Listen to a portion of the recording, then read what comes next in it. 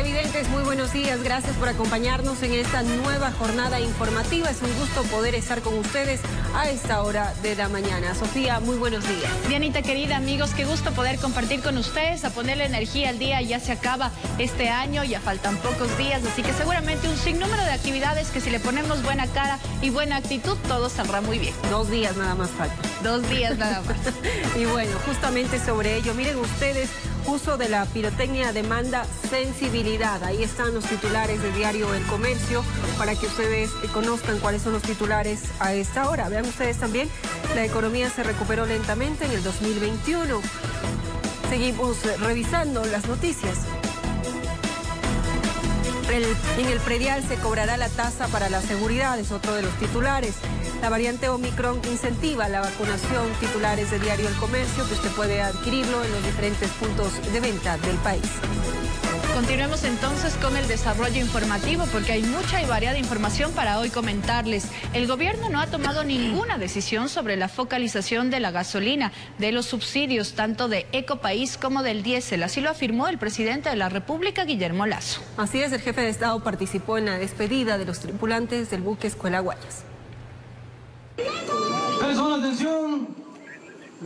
Fue en la base naval sur donde el presidente decidió disipar cualquier especulación en los estertores del 2021. Presidente, ¿compensación o focalización en materia de combustibles?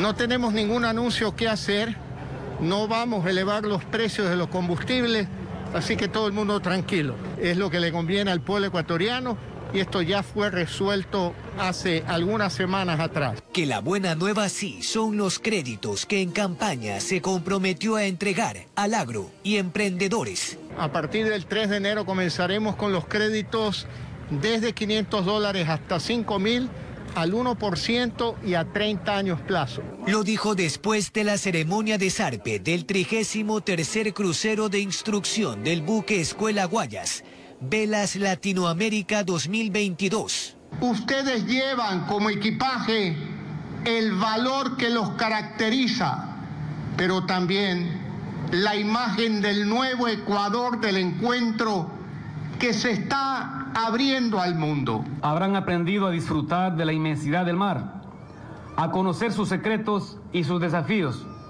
a aprender de las entrañas del velero. Y mientras los guardiamarinas se encaramaban para una travesía de 5 meses por 7 países, la del estribo. ¿Qué le dice usted a Leonidas Issa, que ha anunciado nuevas manifestaciones por el combustible, presidente? Hoy es el Día de los Inocentes. Le deseo que pase muy bien. Gracias. Aunque lo de los combustibles sí es cosa juzgada. Con cámara de Efren Flores, informó Jorge Escobar. Y la evaluación a jueces de la Corte Nacional de Justicia, que se desarrolló en el año 2019 antes de tiempo, podría terminar en juicio político contra los miembros del Consejo de la Judicatura, una vez que la Corte Constitucional sentenció vulneraciones legales. Richard Villagómez se desempeñó como juez penal de la Corte Nacional de Justicia durante 7 años 8 meses, pero tras una evaluación en el 2019 fue removido en funciones. Hoy, tras haber transcurrido casi 2 años, la Corte Constitucional determinó que existió vulneración a la seguridad jurídica en el proceso a cargo del Consejo de la Judicatura. Desgraciadamente en Ecuador se da la denominada doctrina de los hechos consumados. Es por eso que la sentencia llega con tardanza y es imposible volver a los cargos a las personas que fuimos cesadas de nuestras funciones. Sin embargo, eso no deja de visibilizar la violación de derechos de las cuales fuimos víctimas los funcionarios. Lo que se usó para evaluar a los magistrados fue inconstitucional. Villagómez se queda con un sabor agridulce. Creo que bien puede resumirse en la falacia del justo medio porque no ha contentado a nadie, ni a demandantes ni a demandados por el contenido específico de la resolución que no resuelve el problema de la independencia judicial y sobre todo de la estabilidad y el fortalecimiento del Poder Judicial. En ese entonces, Rafael Ollarte, en representación de la Asociación Ecuatoriana de Magistrados y Jueces, planteó la acción de inconstitucionalidad.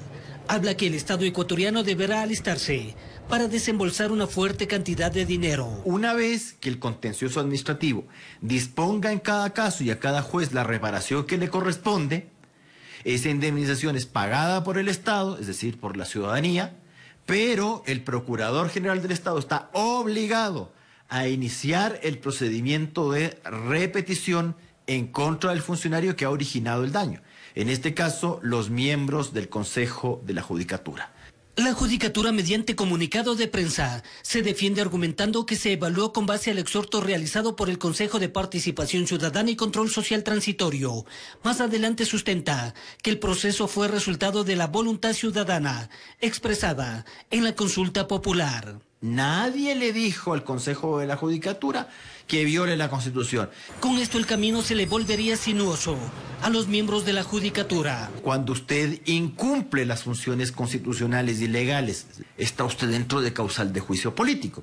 Así 15 ex jueces, en mayor o menor cantidad, se alistan para su indemnización, informó Héctor Romero.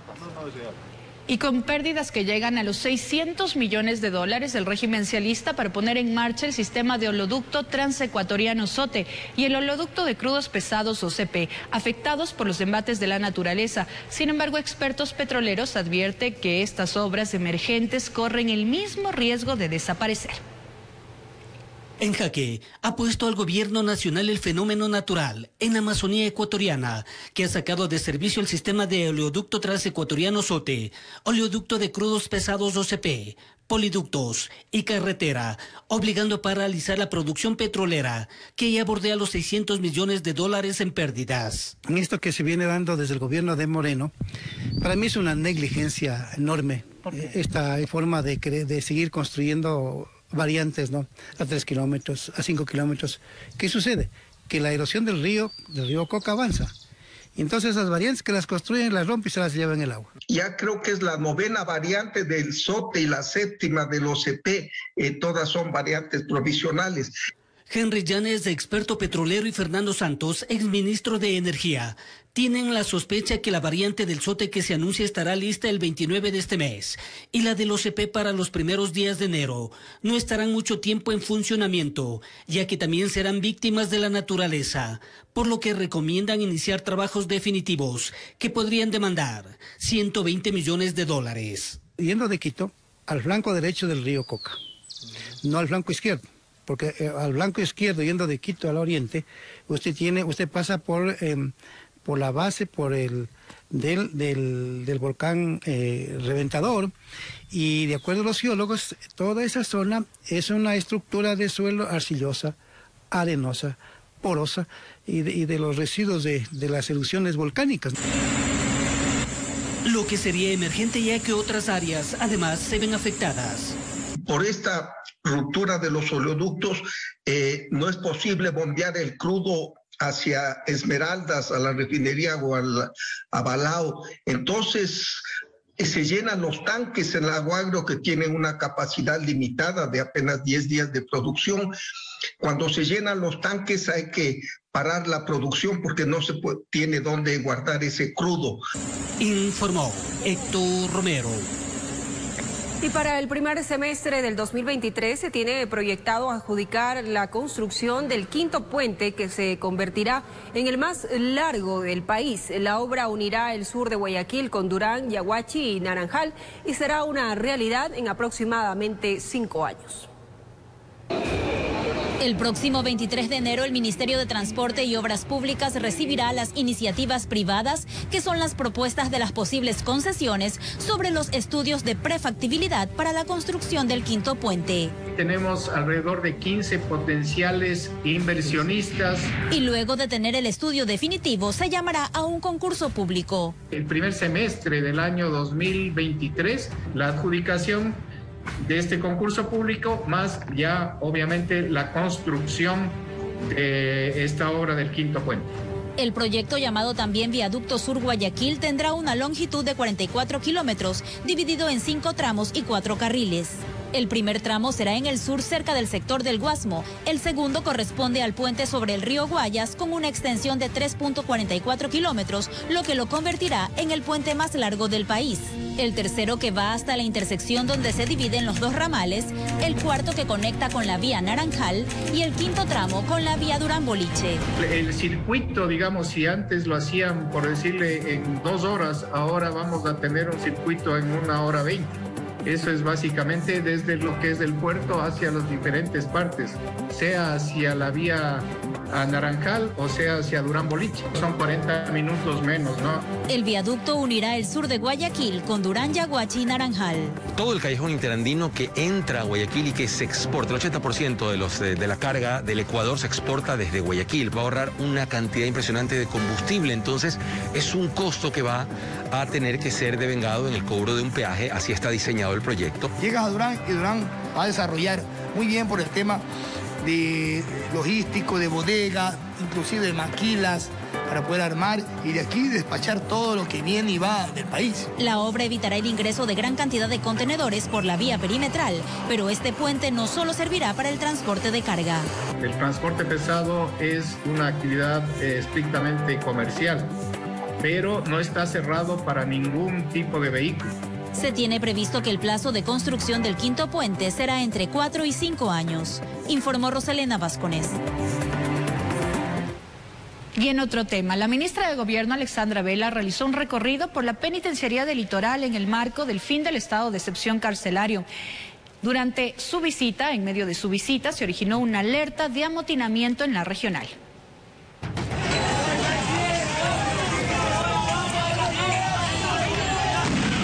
Este fue el ambiente en la cárcel regional de Guayaquil en las primeras horas de la mañana. A ver, para J1 manifiestan de que va a salir con un PPL director, va a salir un PPL con... Las tanquetas fueron movilizadas para reforzar la seguridad y el personal militar estuvo atento en la parte exterior.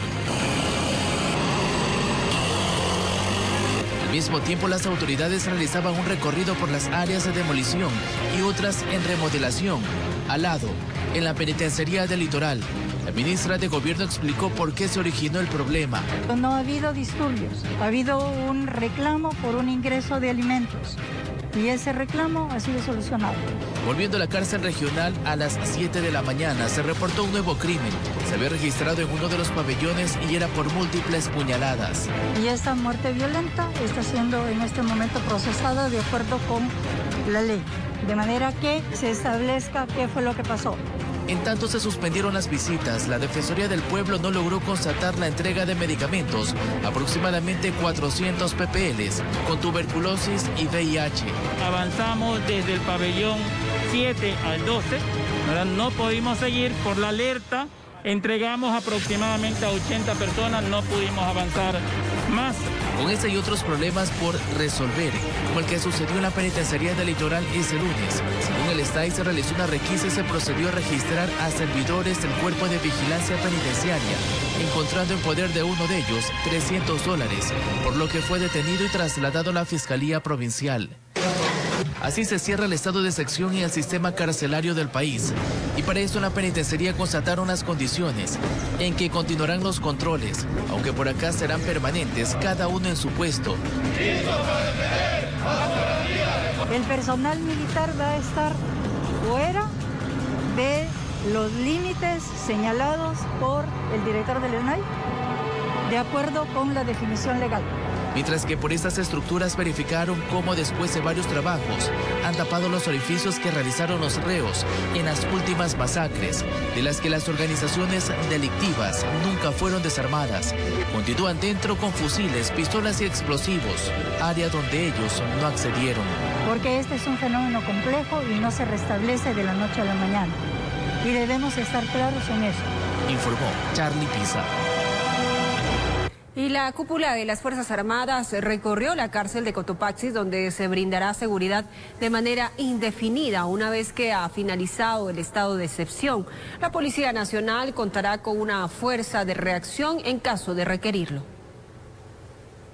Del Centro de Rehabilitación Social de Cotopaxi continuamos con la seguridad del cerco externo Y además hacemos también el control de armamento, munición y explosivos en las principales vías de acceso al centro penitenciario. Y vamos a continuar manteniendo la fuerza de reacción, que es una cantidad de 80 hombres, junto con la fuerza de reacción de la policía. Y una persona privada de la libertad de origen venezolana fue hallada sin vida y con signos de violencia dentro del Centro de Rehabilitación Social de Riobamba. 6 personas están siendo investigadas para determinar responsabilidad en este caso. De 2 en 2 salían esposados, 6 privados de la libertad para investigaciones en torno a la muerte de Luis Che, de 30 años de edad, de origen venezolano, quien según la policía habría sido victimado dentro del Centro de Rehabilitación Social de Riobamba. Que se encontraba fallecida en el interior de una celda número 13 de Pabellón Alto.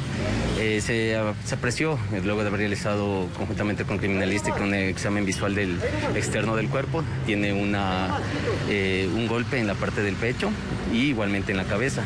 Las causas aún no se esclarecen, por lo que personal de la DINASED, Criminalística, Fiscalía y el GOE ingresaron hasta el lugar con todas las medidas de seguridad. Las unidades investigativas de la policía se encuentran al interior, conjuntamente con la autoridad fiscal realizando las indagaciones. Nosotros hemos hecho lo que se trata netamente de la constatación técnica de indicios y del cadáver.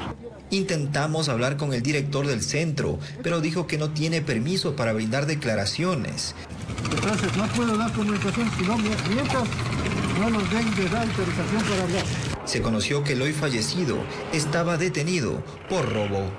Las investigaciones continuarán para determinar la causa exacta de muerte y del por qué fue victimado de manera violenta. Tiene 2 signos de violencia en la cabeza y uno en el pecho. Por eso le digo que por el resultado del médico legista podremos determinar si trataría de una muerte violenta. Los PPL fueron trasladados con extrema seguridad para las respectivas indagaciones. Mientras tanto, no hay familiares del hoy fallecido para que reclamen el cuerpo. En Chimborazo informó Darwin Altamirán. Recuerden por favor los últimos dígitos de placa, que no pueden circular tanto vehículos como motos, son 5 y 6. El horario es de 6 a 9:30 de la mañana y en la tarde desde las 16 a las 21 horas. Evítese sanciones.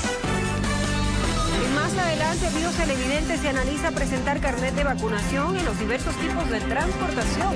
Al regresar les contaremos los detalles de esta y otras noticias. Continúe con nosotros. El requisito de certificado o carnet de vacunación podría incluir al transporte público y a otras modalidades. Esta propuesta será analizada a inicios del 2022. El COE Nacional espera un informe técnico y jurídico de la Agencia Nacional de Tránsito. Desde el pasado 23 de diciembre, para ingresar a espacios públicos o para actividades no esenciales, es necesario presentar el carnet o certificado de vacunación debido al aumento de contagios. Esta disposición podría incluir al transporte público y a otras modalidades a partir del mes de enero de 2022. El transporte turístico, el escolar, el institucional, la carga pesada, el taxi, el intracantonal urbano, el interprovincial son totalmente distintas. Estamos analizando justamente cada una de ellas, cómo se podría realizar esta suerte de incentivo a que la gente que use este transporte tenga que llevar su carnet de vacunación. En una mesa técnica en la que estuvieron presentes varias entidades de transporte y tránsito terrestre, se evaluaron algunos aspectos: las aglomeraciones en el transporte, la demanda de las unidades y las horas en las que la ciudadanía se moviliza más, entre otros. Se tiene que actuar con principio de solidaridad. Sobre todo, yo creo que la inmensa mayoría de los transportistas al menos estarían o están de acuerdo con la medida. La Agencia Nacional de Tránsito prepara un informe técnico y jurídico para ser presentado a la plenaria del COE Nacional. Pero ¿cuál es la opinión de los usuarios? Aquí sus respuestas. Y en los buses vamos todos apretados peor que sardinas. ¿Se debería pedir en el transporte público? Claro. Absolutamente, y debería ser controlado. En el transporte no creo. Las aglomeraciones sí, la gente va a trabajar y todo, no hay mucho tiempo. Mientras que en los centros comerciales los controles continúan. Algunos ciudadanos no se percataron de llevar su documento de vacunación. Por otra parte, apoyan esta disposición. Sí, ya me toca ir a sacarlo y tenerlo impreso para poderlo llevar a donde vaya. Lo veo bastante bien, conveniente, sobre todo para la seguridad de todos. informó Priscila Cadena. Y el transporte público metropolitano no cumple con la resolución del COE local en torno a la reducción del 75% del aforo en los buses de servicio urbano. Un equipo de TVC constató estas irregularidades. Las palabras y disposiciones de las autoridades se quedan en el aire cuando se es testigo de lo que verdaderamente sucede en las calles, en la vida real, en el día a día de los ciudadanos. Hace poco, producto del incremento de casos COVID-19 en la capital, el COE metropolitano decidió que el aforo en el transporte público deberá ser del 75%. Juzgue por usted mismo si esto se cumple. No se cumple. Estamos amontonados ahí peor que papas. Y entonces, o sea, todo lo que dice el COE y eso, ¿qué es? Palabras. Queda letra muerta nomás. Y nosotros no tenemos que darnos modos para evitar este contagio. Por supuesto, nosotros no nos íbamos a quedar solamente con lo que nos dice la gente o con lo que afirma la voz oficial. Decidimos ingresar a constatar cómo es la situación en el servicio urbano, precisamente en el trolebús. Y así nos fuimos primero desde la parada Santo Domingo hasta la Comandá y luego desde la Comandá hasta la Villa Flora. ¿Cumple el 75% del aforo o no? No se cumple. ¿Siempre va así? Siempre va así, ya está peor. Siempre. Verdaderamente las cosas no se ven nada bien al interior de estas unidades. Es cuando nace la siguiente interrogante. Si ni siquiera en el transporte municipal, cuyas autoridades ordenan reducir los aforos, se cumple con la medida, ¿cree que las órdenes se ejecutarán en el resto de compañías que brindan el mismo servicio? Viajo yo todos los días, en la mañana y en la tarde, y no hay distanciamiento y tampoco se respeta el aforo. ¿Van apretados? Sí, de hecho así nos toca porque no hay tampoco afluencia de carros, entonces nos toca ir como podamos para no atrasarnos a nuestros destinos. O sea, es puro bla bla bla. Para mi forma de pensar, sí, la verdad, porque no se respeta. La crítica es general. Es la ciudadanía quien demanda que las autoridades hagan cumplir sus propias reglas.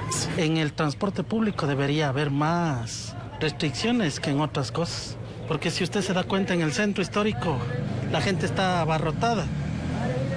Y todo lo que están diciendo es mentira. O sea, no hay ningún control, no hay nada. La gente hace lo que quiera y viva la fiesta. Intentando encontrar por lo menos una persona que haya tenido una experiencia diferente respecto del transporte municipal, nos topamos con más quejas. Todos ya nos queremos ir y nos vamos llenando, como ganado, le digo, unos bien pegados. Uno tiene que cuidarse con su alcohol, porque de aquí es tremendo. Sin más que decir, al parecer por el testimonio de los propios usuarios capitalinos, el llamado de atención esta vez no se dirige hacia las incivilidades de la población, sino hacia sus autoridades. Informó Javier Rosero. 7 de la mañana, 23 minutos, y tras un plantón efectuado por los propietarios de bares y discotecas, el municipio de Guayaquil permitió que estos negocios puedan operar únicamente como resto bares, respetando el aforo y el horario establecido por el COE cantonal. Se concentraron en la zona rosa del centro de Guayaquil y avanzaron hasta los bajos del Palacio Municipal. Los propietarios y trabajadores de bares y discotecas pedían que se modifique la última resolución del COE cantonal que restringe la operación de estos centros de diversión nocturna hasta el 16 de enero. Solamente han cerrado los bares, pero los restaurantes siguen abiertos, la bahía sigue abierto, todo sigue normal, solamente a nosotros nos cerraron. Si nos dan como resto bares, por lo menos, bueno, lo aceptaríamos y durante estos 15, 20 días que es lo que va a durar hasta ver cómo va la ola de contagios. Pues. Que podamos trabajar por lo menos como lo hacemos con la resolución y como resto bar, que ya hay un alivio. ¿Por qué? Porque lamentablemente sabemos que está el COVID, sabemos que está ahora el Omicron, está sobrepasado, pero tampoco nos pueden permitir el derecho a trabajar. Los representantes de los bares fueron recibidos por el director de Justicia y Vigilancia del municipio y conversaron con el secretario del COE cantonal y el intendente de policía. Luego de 2 horas y media se tomó una decisión. Le permitiremos funcionar como resto bares. Implica una especie de restaurante con alimentos, con comida y con bebidas como acompañamiento de una manera moderada. Que se exija en el ingreso de toda persona el carnet con la segunda dosis de vacunación, con un aforo del 50% y hasta las 12 de la noche además de cumplir con todas las medidas de bioseguridad que deben cumplirse. ¿Pero ustedes van a modificar la resolución del COE o no? No es necesario modificar la resolución del COE cantonal, ya que esta se refiere a bares y discotecas. Una actividad diferente como restobar, en donde pues la actividad se autorregula, evitando pues que haya escenarios de contagio. Los representantes de los establecimientos se comprometieron a cumplir con la disposición. Agradeciendo al municipio por siempre darnos la apertura y dejarnos trabajar, que era lo que estábamos buscando, pues, ¿no? Y a cumplir y comprometernos en cumplir todos los temas de bioseguridad y pedir el carnet de vacunación a todas las personas que vayan a nuestros establecimientos. Informó Roselena Vasconés. Y representantes de restaurantes de Pichincha solicitaron al COE Nacional la autorización para incrementar al 100% el aforo en los establecimientos. Por su parte, el ente rector anunció que esta petición será evaluada de acuerdo a la situación sanitaria del país. Una de las medidas preventivas ante el avance de la variante Omicron del COVID-19 es la reducción de aforos en sitios concurridos y negocios. Por ejemplo, los restaurantes pueden atender con el 60% de su capacidad, medida con la que no está de acuerdo el sector e hizo un pedido al COE Nacional. Bueno, a nivel Quito estamos con el 60%, pues decidieron bajarnos de alerta amarilla a alerta naranja. Nuestro pedido es que si vamos a tener un 100% de personas vacunadas dentro de nuestros locales, pues tengamos un 100% de aforo. Según Diego Vivero, presidente de la Asociación de Restaurantes de Pichincha, el COE Nacional debería dar paso a su propuesta, una vez que se está solicitando el carnet de vacunación para ingresar a los establecimientos, que son cerca de 600. Como sector formal, somos obedientes y tenemos que seguir las leyes y las reglas. Si esto colabora para que la gente concientice y se vacune, pues adelante. Las medidas se toman más en función de prevención. En un mes que tradicionalmente se eleva la ocupación hospitalaria. Los representantes del sector mantuvieron una reunión con el presidente del COE Nacional. Juan Zapata aseguró que la propuesta se revisará en el mes de enero de 2022.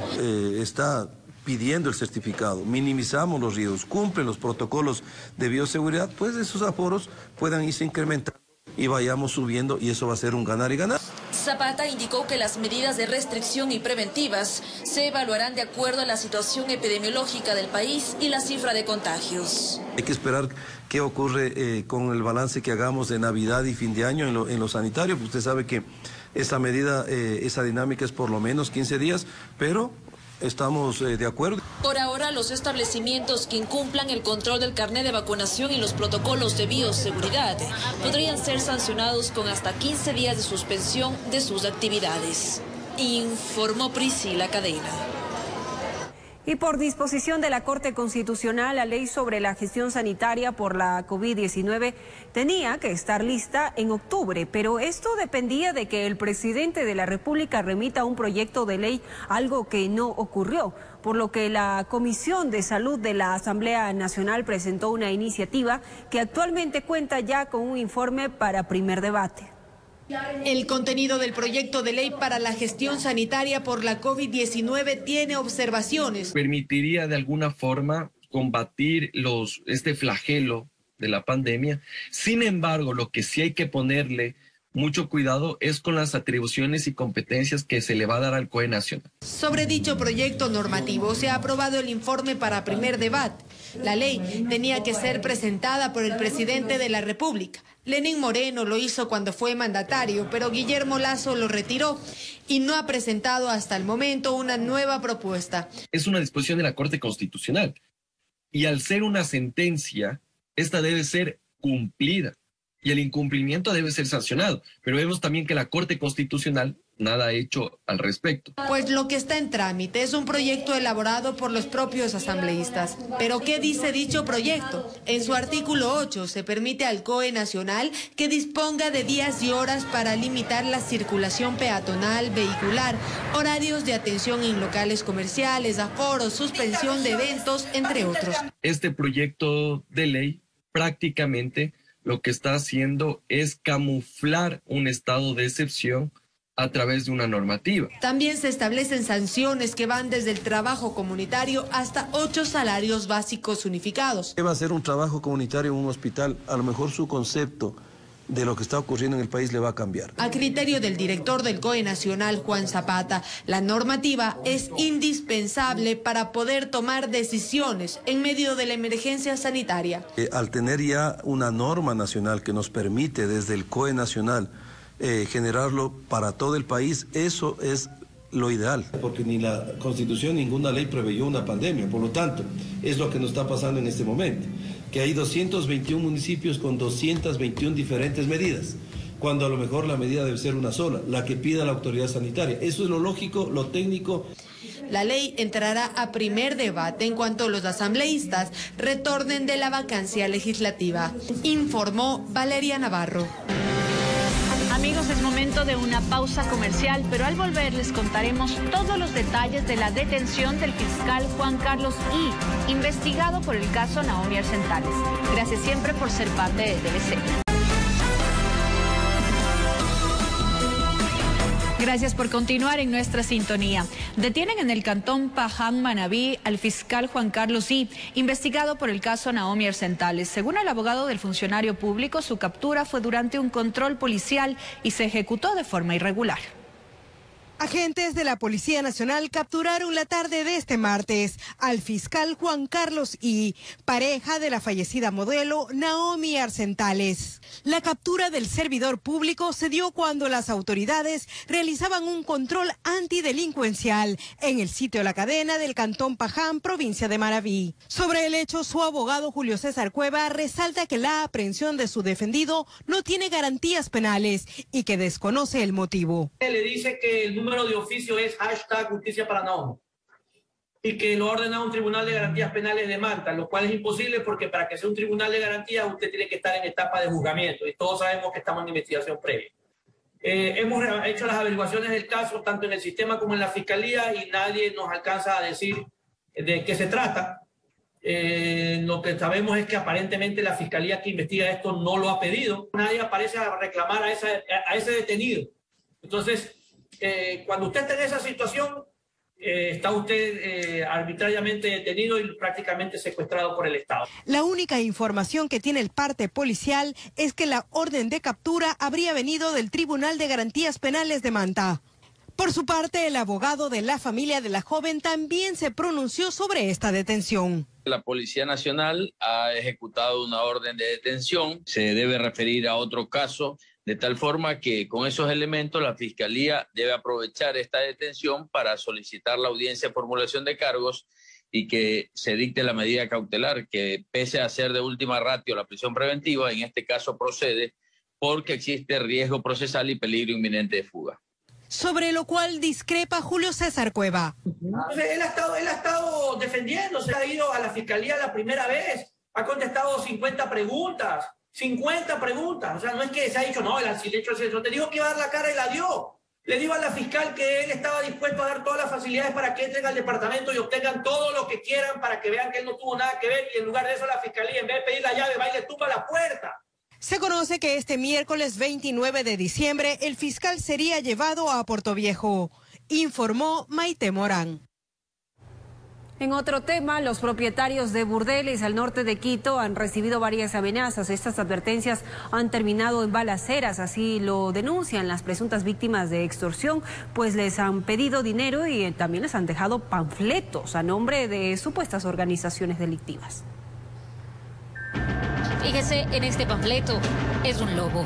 Y el aviso al revés dice lo siguiente: buenas, de parte de la familia de los lobos. Por favor, comunicarse al siguiente número y lo detallan más abajo.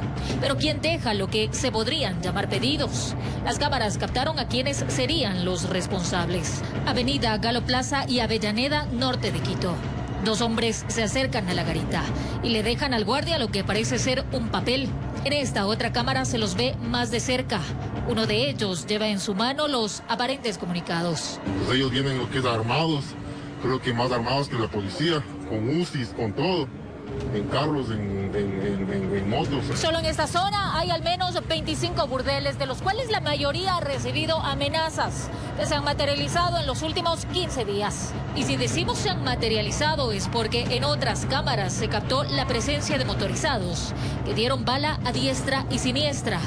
Los impactos quedaron en las paredes. ¿Cuántos disparos recibieron aquí? Más o menos unos 12 a 16 disparos.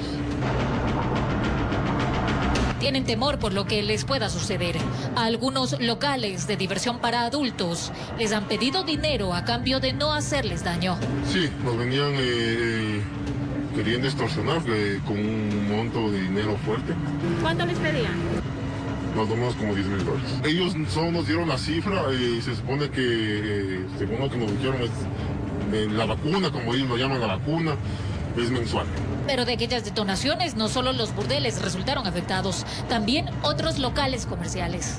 Sí, yo antes me quedaba hasta las 9, 8, ahora ya me voy temprano, 5 de la tarde, 6, porque no hay seguridad, entonces, ¿para qué quedarse? Es por ello que piden a las autoridades pertinentes su intervención inmediata. Informó Marilyn Jaramillo. Y la Policía Nacional frustró el robo a un comerciante en la vía Daule, norte de Guayaquil. La víctima se movilizaba en un automóvil cuando un sujeto abrió la puerta e intentó sustraerle el dinero. Afortunadamente, 2 uniformados intervinieron y detuvieron al sacapintas. Asalto, asalto, asalto, asalto, asalto. En plena vía Daule y sin importarles las miradas de los demás conductores, 2 sacapintas atacaban al automóvil que transportaba a una comerciante del mercado de Montebello. Sin miramientos, uno de los sujetos abre la puerta e intenta robarle el dinero. Los cogieron. Sin embargo, 2 agentes policiales aparecen y lo neutralizan. Se logró desarmar a este individuo, se hizo que se despoje del arma de fuego, así como también se brindó auxilio inmediato a la víctima, la misma que presenta una herida de bala a la altura del brazo derecho. Se encuentra en este momento en condición estable. Una vez detenido, el individuo fue presentado en el distrito Pascuales.